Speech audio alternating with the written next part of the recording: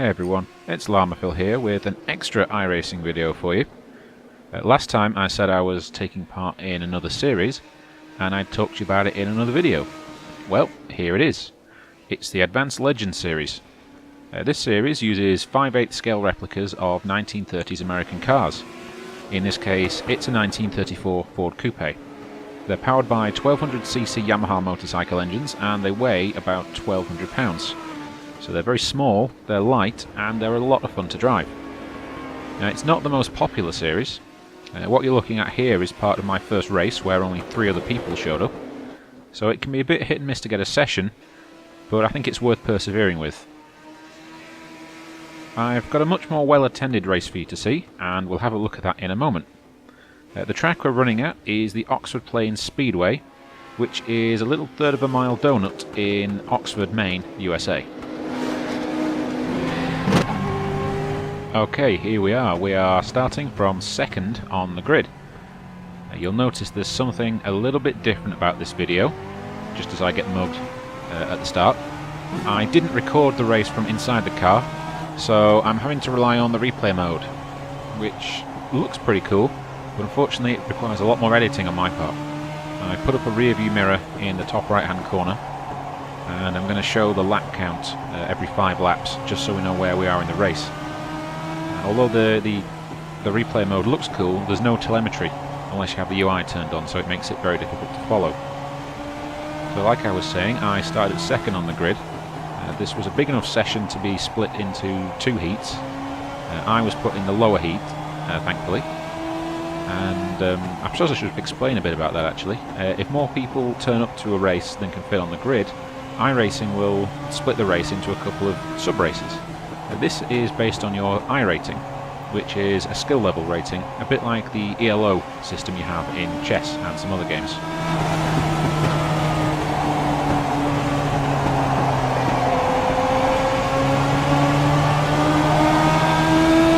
So this is a very, very small track. So it's a third of a mile. It claims to have 4 corners, but it doesn't really have much in the way of straights either. You're on the power only for a couple of seconds before you have to let off again and start coasting into the corners. It's the sort of race where every single tenth of a second really adds up.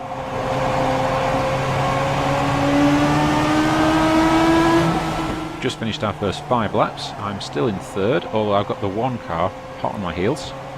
I think he's going to take me either on this lap or the next one. You can see he tries up the inside, has to back off a bit.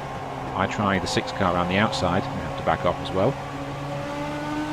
And here the 1's getting a really good run on me, but he just can't quite get in there. I shut the door before we got to the corner. But I can't hold him off for much longer. I think he's going to get by me this time round. Yeah, I messed up that corner, went too wide, and that led me straight past. So I'm running in 4th place, which I still have no complaints with.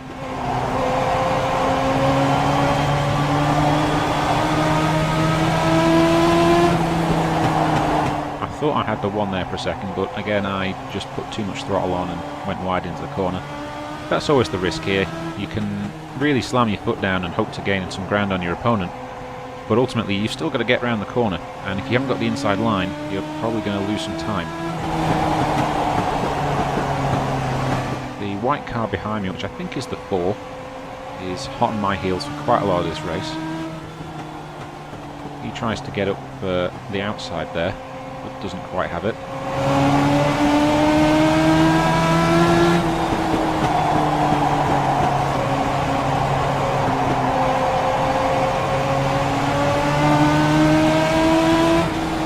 It's 10 laps done, so we're a quarter of the way through the race. It's a 40 lap race is this one.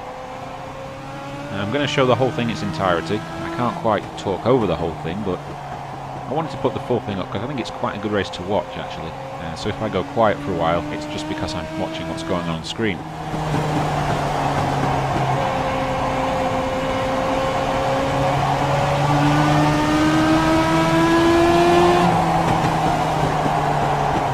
I keep making a few mistakes here and there, but it doesn't cost me too much. I seem to keep running with this group of cars pretty well for the entire race actually. The cars behind come and go, but with these two cars in front I seem to stay in a fairly consistent group with them. The leader is starting to pull away at this point. There's a few people who run these races quite a lot, so you tend to run into some of the same faces.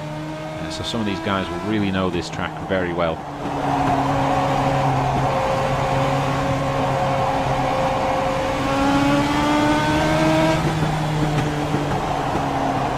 I mentioned this was the Advanced Legends series. What that means is it's an open setup series. You can tweak certain things about the car, things like the stagger and the tyre pressures and the roll bars, that kind of thing. I don't know the first thing about tuning, so I downloaded a file. I think it wasn't quite the right one, it turned out. It was actually set up for a night race, but I don't think it would have made too big a difference. I'm sure the tyre pressures would have been the only thing different. And I'm not good enough for a small change like that to really make a big difference. I still have a lot of time to make up just by being more consistent in my laps. Bit of contact behind. Those two cars I think had a real running battle for most of the race. Purple car now has the upper hand. He tries to get up the inside there, but Ed didn't leave him quite enough space, so he bumps the curb. It can be very risky touching the curb here. It's raised quite high. In fact, the car in front there, the one car hits the curb, nearly goes off. But I didn't quite have a good enough run on him to get past, but it's helped me make a lot of ground up on him.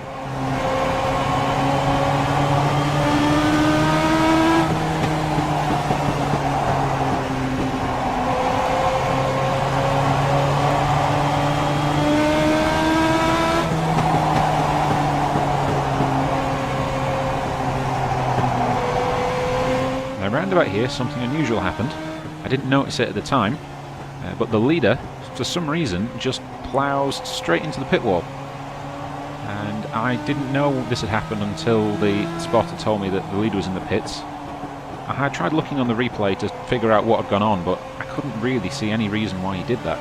So I'm going to assume he must have had some kind of technical fault, or maybe the cat jumped on his lap or something. Either way, it works in my favour, because I'm back up to third now.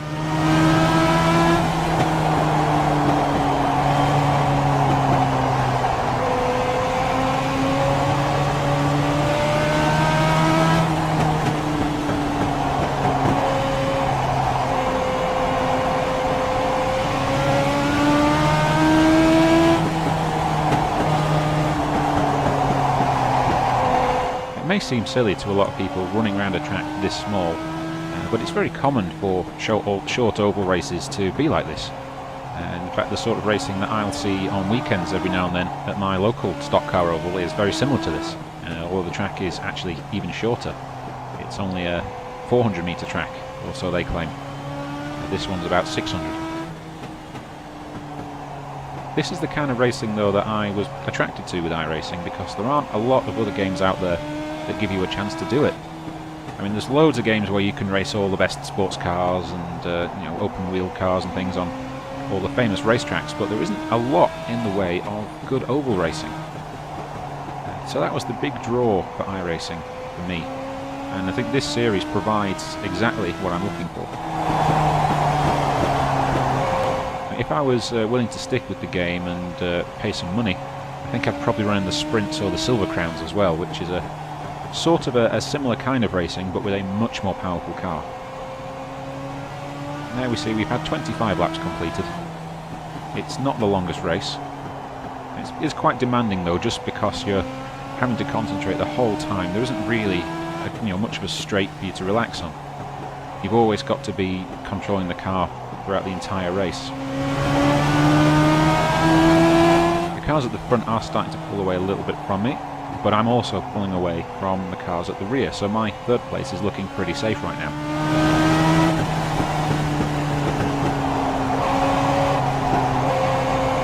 Overall, it was quite an incident-free race. There were a couple. We've seen one. We're going to see one more, but for me this was actually completely clean. No incidents at all.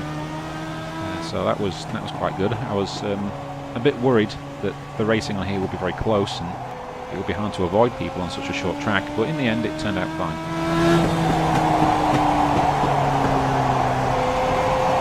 Those two little specks in the rearview mirror are having quite a battle. And I get the feeling it's going to be coming to a head within a couple of laps.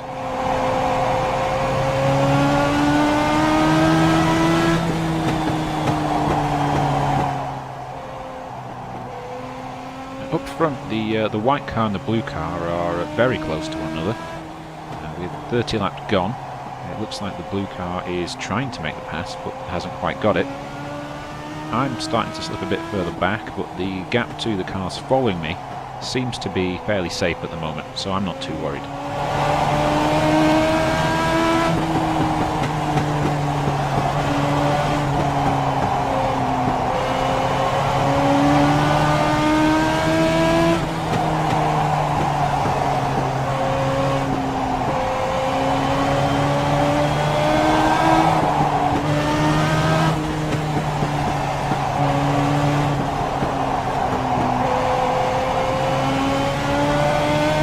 I don't know if you just saw that in the mirror there, but we've had quite a big crash in the background. I didn't notice that until after the race. I just knew that I wasn't being chased anymore. I had to look on the replay to see what happened. That was quite an impressive crash there. The guy flipped all the way out to the outfield and bounced off the invisible wall that stops you from driving away from the circuit. That was the best incident that we had in this race. Oh, I do feel sorry for the car that got flipped. He was running a really good race up to that point.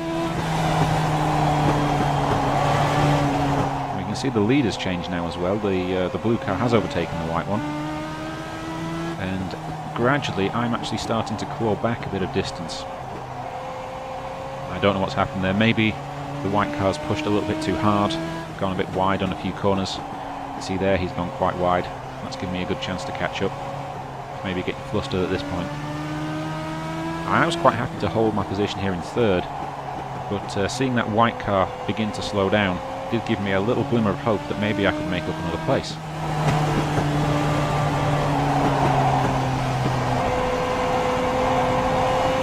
I'm really pushing down low there. I think I was brushing the curb there, which can be quite risky. So almost got him, just not quite got the speed or the room. Back on, but out on the straight though, managed to duck inside him and take second place. There's only a couple of laps left to go now, and I'm running in second, which is really good. I think it shows that I was put in a field which suits my level of skill. Some of the previous street stock heats I've been put in were with people who were way faster than me. This one was a bit more of a competitive field. The strength of field rating was quite a lot lower. It's also the kind of track where one mistake can cost you a lot, because people aren't very far behind you. It's less than 18 seconds a lap here. So every 10th counts.